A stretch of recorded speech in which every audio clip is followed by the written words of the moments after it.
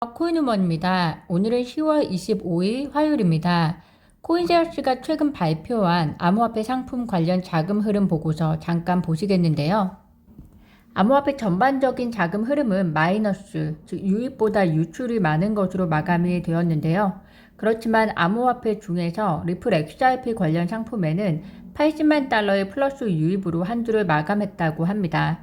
물론 유입이 유출보다 더 많다고 해서 바로 가격 상승으로 연결되는 것은 아니지만 자금을 유입시키는 이유가 어쨌건 수익을 내기 위함이니 결과적으로 리플 XRP 가격 상승을 기대할 수 있어 의미가 있어 보이는 것이 제 개인적인 생각이고요.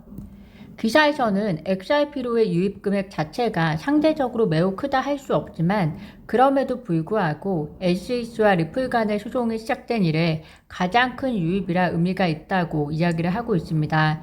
즉 지난 몇 주 동안 리플 XRP에서 유출이나 중립이 있어온 과정에서 이런 유입을 보여준 것은 소송의 막바지에 임박한 빛을 보았기 때문이다 라고 기사는 평가를 하고 있습니다. 저희가 매일같이 리플과 SEC 소송 이야기 그리고 가격 이야기만 하다 보면 머리가 아플 것 같아서 어제 제가 비트코인 창시자 사토시에 대한 서유 중에 하나 소개를 해드렸는데요. 사토시가 한 명이 아니라 4명으로 이루어진 그룹이다 라는 내용이었습니다. 사토시가 한 명이 아니라 4명으로 이루어진 그룹이다 라는 설인데요. 그 4명 중에 한 명이 리플 CTO 데이비드 슈워츠다 라는 설이 있다 라는 내용이었습니다. 한간에 이런 설을 의식했는지 데이비드 슈워츠는 트윗을 통해 다음과 같이 밝혔습니다. 내가 비트코인을 만든 소규모 그룹인 사토시의 일원이 될 수도 있었을 것 같다. 그리고 사토시가 했던 모든 것들은 나도 할 수 있는 능력을 가지고 있다. 그런데 슬프게도 나는 2011년에야 세계 최초의 암호화폐에 대해 알게 되었다.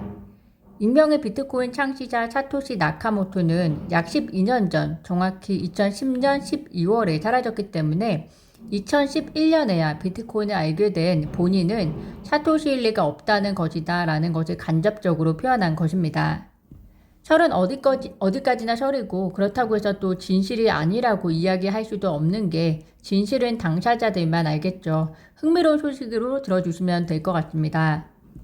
리플이 앞으로 치솟을 가격을 두려워하는 것인지 혹은 리플을 이용해서 언론 플레이, 노이즈를 일으켜서 계속해서 본인들이 하고 있는 프로젝트 혹은 암호화폐의 존재감을 보여주고 싶은 것일까요? 참 리플을 공격하는 일들이 요즘에 많이 벌어지고 있는 것 같습니다. 관련해서 우선 첫 번째 사건은 암호화폐 전문 미디어 유투데이에 따르면 하드월렛 제조사 레저의 공동 창업자가 최근 SNS를 통해 리플을 실패한 암호화폐 프로젝트인 테라, 루나와 같은 수준으로 분류를 했다고 합니다. 이에 리플 커뮤니티는 그에게 입장을 명확히 하라고 지적을 했고 또 일부 커뮤니티 구성원들은 레저 암호화폐 월렛을 버리겠다고까지 댓글을 달았다고 하는데요. 이와 관련해서 그는 쇼폼 동영상에서 리플을 테라와 같은 수준으로 분류한 것은 진지하게 한 행동이 아니었다. 나는 2019년 레저를 떠났다. 나는 2016년에 XRP를 생각하며 헛소리를 했다.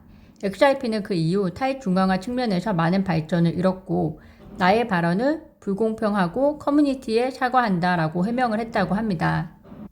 또 다른 사건은 카르다노 설립자 찰스의 발언입니다.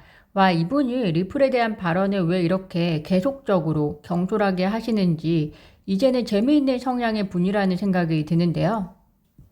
찰스는 최근 인기 암호화폐 유튜버 비트보이 크립토와의 인터뷰에서 최근 리플과 SEC 소송에 대한 언급으로 받은 비판에 대해서 이야기를 나누었습니다. 찰스는 일부 SEC 직원과 이더리움 사이의 주장을 거대한 음모라고 묘사를 해서 리플 커뮤니티의 비난을 받았었던 거 잘 아실 겁니다. 찰스는 본인을 비난한 많은 XRP 보유자들 중에서 이번에는 데이비드 슈워츠, 리플 CTO가 한 이야기를 지목해서 비난을 하는데요.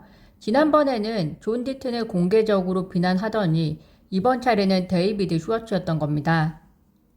그때 리플 CTO 데이비드 슈워츠가 뭐라고 했냐면 찰스의 거대한 음모라는 표현에 대해서 지난 며칠 동안 찰스와 리플 XRP 커뮤니티와 있었던 일에 대해서 나는 할 수 있는 말이 많다. 그렇지만 나는 이 상황이 나를 매우 슬프게 만든다.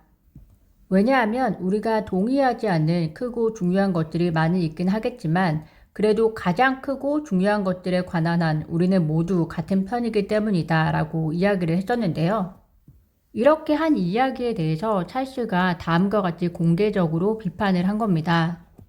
나는 데이비드 슈워츠에게 실망했고 그는 나를 슬프게 했다. 너희 커뮤니티에 공모하지 말라고 말해보는 건 어떠냐. 너희들이 이긴다고 해도 여기서 리플이겠죠. 어쨌든 리플 너희들이 이긴다고 해도 모두가 너희를 싫어할 거다. 왠지 아느냐? 왜냐하면 너희들이 이길 수도 있지만 여전히 나쁜 피를 가지고 있기 때문이다. 왜냐하면 너희들은 정부 정치인들에게 뇌물을 주는 이더리움 범죄자들을 불렀고 그래서 당신들은 결국 정부 기관을 무기화하도록 만들었기 때문이다. 국세청과 전쟁을 하는 것과 같다. 매년 그들은 너희들을 감사할 방법을 찾을 거다. 그리고 매년 그들은 당신을 흙 속에 파묻을 것이고 그것은 결코 끝나지 않을 것이다. 라고 이야기를 했는데요. 제가 보기에는 거의 악담을 퍼부은 형태인 것 같은데요. 뭐가 찰리는 그렇게 두려운지 모르겠습니다. 이 세상의 비리는 모든 곳곳에 있을 것이고 여기에만 있고 찰스가 이야기하는 곳은 없느냐 그것은 아니라고 생각이 드는데요.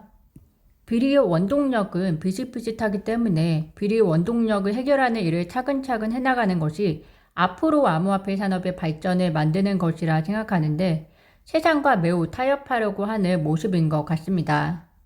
제발 그만해도 될 것 같은데 왜 이렇게 이슈화를 시키는지 신기할 정도인데요. 이 소식을 들은 리플 CTO 데이비드 슈워츠가 회신을 하는데요. 그는 이렇게 이야기합니다.